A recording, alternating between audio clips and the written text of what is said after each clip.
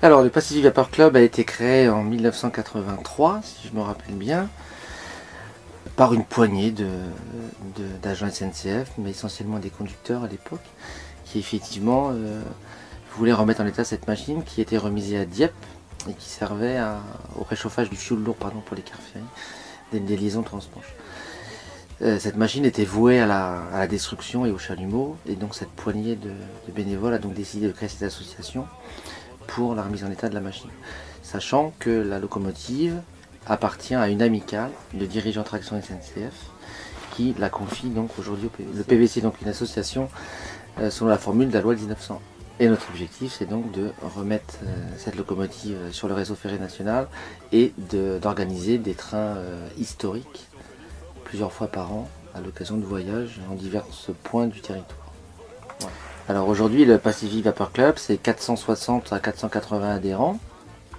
Et parmi ces adhérents, je compte une cinquantaine de bénévoles actifs, c'est-à-dire des gens qui viennent travailler en séance de travail régulière, les mardis essentiellement et parfois le samedi, qui travaillent autour donc du matériel et de la locomotive et des voitures.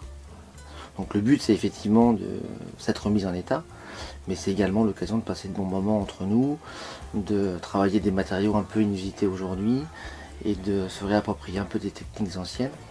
Et puis voilà, pour les retraités, c'est une journée par semaine de retrouvailles et d'occupation, je dirais. Alors, nous protégeons ici la pièce maîtresse de notre patrimoine, qui est derrière moi, qui est donc la Pacific, 231 G558. Mais nous protégeons également une rame de 6 voitures OCEM, construites dans les années 30, donc contemporaines à la locomotive. Je dispose également d'un diesel de la série BB 63500, qui effectivement lui date des années 50 et qui nous sert en cas de remplacement de la Pacific, qui nous sert également aux manœuvres lorsque nous avons des remaniements de rames à faire dans la cour. Et puis nous avons un projet de remettre en état une ou deux voitures pour augmenter notre parc et puis proposer des prestations autres que ce qu'on fait aujourd'hui. Alors la Princesse, c'est donc une Pacific ETA de 1922 qui a donc tracté les trains rapides express sur les lignes Paris-Cherbourg, Paris-Le Havre, mais également en Pays de la Loire sur Paris-Le Croisic. D'ailleurs, elle a terminé sa carrière en 1968 au Croisic. C'est une machine dite de vitesse.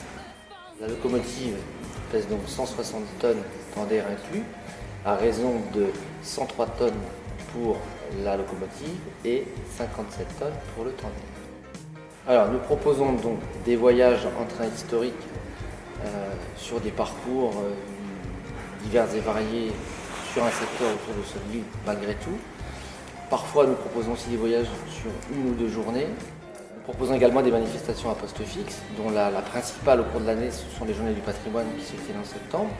C'est l'occasion effectivement de faire découvrir au grand public, mais également à nos soutiens bailleurs et aux collectivités territoriales, l'avancement de nos travaux, et puis de montrer un petit peu le patrimoine d'une façon un peu plus marquée que ce qu'on peut faire à bord des trains. Mais également, nous proposons aussi aux particuliers des séances de photos, des réunions à bord du train, et aussi parfois des spectacles avec des compagnies de théâtre et de musique.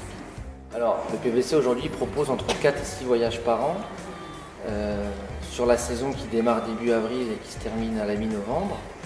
4 voyages et une ou deux manifestations statiques au cours de la saison.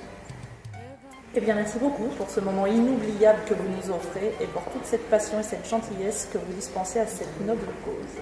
Je vous remercie. Merci à vous.